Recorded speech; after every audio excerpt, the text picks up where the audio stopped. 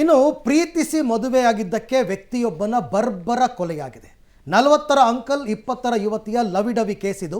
ಆದರೆ ಆ ವ್ಯಕ್ತಿ ಮೃತಪಡೋದಕ್ಕೆ ಈಕೆ ದಾರಿ ತಪ್ಪಿಸಿದ್ದೇ ಪ್ರಮುಖ ಕಾರಣ. ಫೋನ್ ಮಾಡಿ ನಾನು ಬರಲ್ಲ ಅಂತಂದ್ರು, ಬಲವಂತವಾಗಿ ಬಾ ನನ್ನ ಕರ್ಕೊಂಡು ಹೋಗು ಅಂತ ಹೇಳಿ ಆಕೆಯನ್ನು ಕರ್ಕೊಂಡು ಹೋಗೋದಕ್ಕೆ ಬಂದಂತಹ ವ್ಯಕ್ತಿಯನ್ನು ಯುವತಿಯ ಮನೆಯವರೆಲ್ಲ ಸೇರಿಕೊಂಡು ಕೊಲೆ ಮಾಡಿದ್ದಾರೆ. ಆತನ ಹೆಸರು ಮಂಜುನಾಥ್ ಅಂತ. ಒಂದು ಲವ್ ಸ್ಟೋರಿ ನೋಡಿ ಹೇಗಿದೆ ಅಂತಂದ್ಬಿಟ್ಟು. 20ರ ಯುವತಿ 40ರ ಅಂಕಲ್. ಚಿತ್ರದುರ್ಗದಲ್ಲಿ ಲವಿಡವಿ. ಹೀಗೆ ಆಸ್ಪತ್ರೆ ಬೆಡ್ ಮೇಲೆ ಮಲಗಿರುವ ವಯೋವೃದ್ಧರು. ಗ್ರಾಮದಲ್ಲಿ ಆವರಿಸಿದ ನೀರವ ಮೌನ. ಈ ದೃಶ್ಯಗಳು ಕಂಡು ಬಂದಿದ್ದು ಚಿತ್ರದುರ್ಗ ತಾಲೂಕಿನ ಕೊಣನೂರು ಗ್ರಾಮದಲ್ಲಿ. ಈ ಗ್ರಾಮದ 40 ವರ್ಷದ ಮಂಜುನಾಥ್ ಎದುರು ಮನೆಯ 20 ವರ್ಷದ ಯುವತಿ ರಕ್ಷಿತಾಳನ್ನ ಪ್ರೀತಿಸಿ ಕಳೆದ 20 ದಿನಗಳ ಹಿಂದೆ ಪ್ರೇಮ ವಿವಾಹ ಕೂಡ ಆಗಿದ್ದ. ಈತನಿಗೆ ಮೊದಲೇ ವಿವಾಹ ಆಗಿದ್ದು ಪತ್ನಿ ಆತ್ಮಹತ್ಯೆ ಮಾಡಿಕೊಂಡಿದ್ರಿಂದ ಜೈಲಿಗೆ ಹೋಗಿ ಕೂಡ ಬಂದಿದ್ದ. ಈಗ ನಾವು ಚಿತ್ರದುರ್ಗ ತಾಲೂಕಿನ ಕೋಣನೂರು ಗ್ರಾಮದಲ್ಲಿದ್ದೀವಿ. ಈಗ ದೃಶ್ಯಗಳಲ್ಲಿ ಕಾಣಬಹುದು.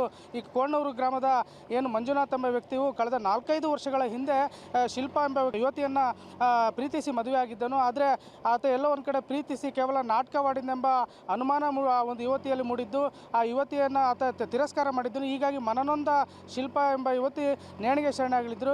ಈ ಘಟನೆಯಿಂದಾಗಿ ಈ ಪ್ರಕರಣದಲ್ಲಿ ಒಂದು ಜೈಲು ಸೇರಿದಂಥ ಮಂಜುನಾಥ್ ಕಳೆದ 1 ವರ್ಷದಿಂದಷ್ಟೇ ಆ ಜೈಲಿನಿಂದ ಬಿಡುಗಡೆಯಾಗಿದ್ದನು. ಬಳಿಕ ಈತ ಗ್ರಾಮದಲ್ಲಿ ತನ್ನ ಪಾಡಿಗೆ ತನ್ನ ಕೆಲಸ ನಿರ್ವಹಿಸದೆ ಮತ್ತೋರ್ವ ಯುವತಿಯನ್ನು ಪ್ರೀತಿಸಿ ಒಂದು ಮದುವೆಯನ್ನು ಕೂಡ ಕಳೆದ 20 ದಿನಗಳ ಹಿಂದೆ ಆಗಿದ್ದನು. ಏನು ಆ ಯುವತಿ ಕೂಡ ಈಗಾಗಲೇ ಆತನೊಂದಿಗೆ ವಿವಾಹವಾಗಿ ಸುಮಾರು 5-6 ದಿನಗಳು ಊರಿನಿಂದ ಎಸ್ಕೇಪ್ ಕೂಡ ಆಗಿದ್ದರು. ಬಳಿಕ ಊರಿಗೆ ಬಂದಂಥ ಯುವತಿಯನ್ನು ಮತ್ತು ಆತನನ್ನು ಪೊಲೀಸ್ ಠಾಣೆ ಮೆಟ್ಟಿಲೇರಿಸಿದಂಥ ಅವರ ಏನು ಯುವತಿಯ ಕುಟುಂಬಸ್ಥರು ಅವರಿಬ್ಬರನ್ನು ಕೂಡ ಬೇರ್ಪಡಿಸಿದ್ರು. ಯಾಕಂದರೆ ಇನ್ನು ಕೇವಲ 4-5 ದಿನಗಳಲ್ಲಿ ಶೀಘ್ರದಲ್ಲೇ ಒಂದು ವಿವಾಹವನ್ನು ಮನೆಯಿಂದ ಆಯೋಜನೆ ಮಾಡಿ ವ್ಯವಸ್ಥಿತವಾಗಿ ಮದುವೆ ಮಾಡಿಕೊಡ್ತೀವಿ ಎಂಬ ಭರವಸೆಯನ್ನು ಕೊಟ್ಟು ವಾಪಸ್ಸು ಪುನಃ ಯುವತಿಯನ್ನು ಅವರ ತವರು ಮನೆ ಕರ್ಕೊಂಡು ಹೋಗಿದ್ರು.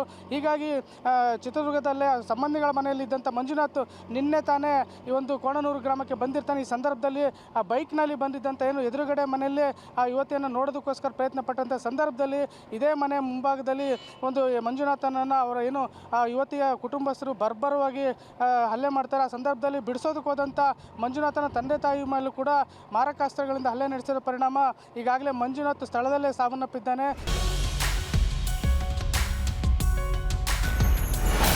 ಪ್ರೇಮ ವಿವಾಹಕ್ಕೆ ಒಪ್ಪದೆ ರಾಜಿ ಸಂಧಾನ. ಜೈಲಿಂದ ಹೊರಬರ್ತಾ ಇದ್ದ ಹಾಗೆ ಎದುರು ಮನೆಯ ರಕ್ಷಿತಾ ಜೊತೆ ಮಂಜುನಾಥ್ಗೆ ಪ್ರೇಮಾಂಕುರ ಆಗಿದೆ.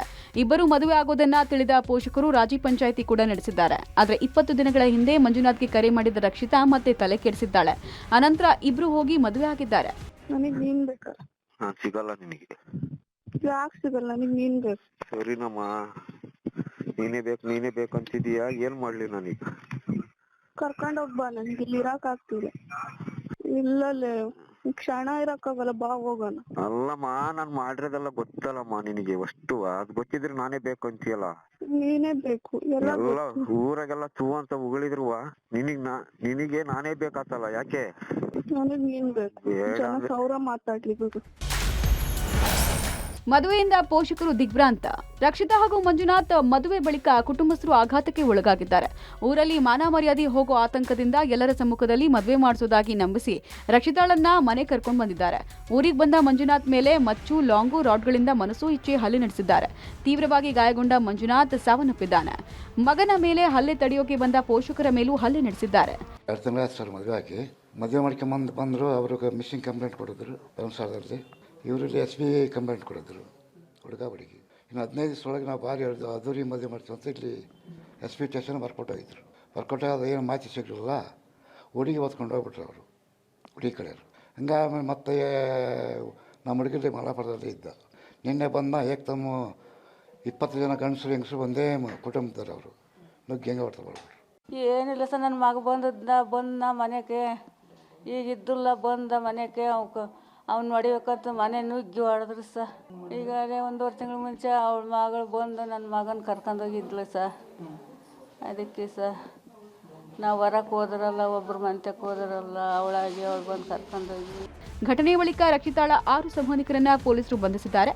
ಪ್ರಕರಣದ ತನಿಖೆ ನಡೀತಾ ಇದ್ದು ಇನ್ನಷ್ಟು ಮಂದಿಯನ್ನ ಬಂಧಿಸುವ ಸಾಧ್ಯತೆ ಇದೆ. Manjunath 46 year old person. ಇವರು 1 ತಿಂಗಳ ಮುಂಚೆ ಒಬ್ಬ ಹುಡುಗಿ ಜೊತೆ ಎಲೋಪ್ಮೆಂಟ್ ಆಗಿ ಅವರನ್ನು ಮದುವೆ ಮಾಡ್ಕೊಳ್ತಾರೆ. ಈ ಮದುವೆ ಇಷ್ಟ ಇಲ್ಲದ ಅವರ ಪೇರೆಂಟ್ಸ್ ನಿನ್ನೆ ಈ ವಿಕ್ಟಿಮ್ ಮಂಜುನಾಥ್ ಮನೆಗೆ ಬಂದು ಮಂಜುನಾಥ್ ಮತ್ತು ಅವರ ತಂದೆ ತಾಯಿ ಚಂದ್ರಪ್ಪ ಅನಸೂಯಮ್ಮ ಇವರೆಲ್ಲರಿಗೂ ಮೇಲೆ ಅಸಾಲ್ಟ್ ಮಾಡ್ತಾರೆ. ಮಂಜುನಾಥ್ ಬ್ರಾಡ್ ಡೆಡ್ ಆಗ್ತಾರೆ.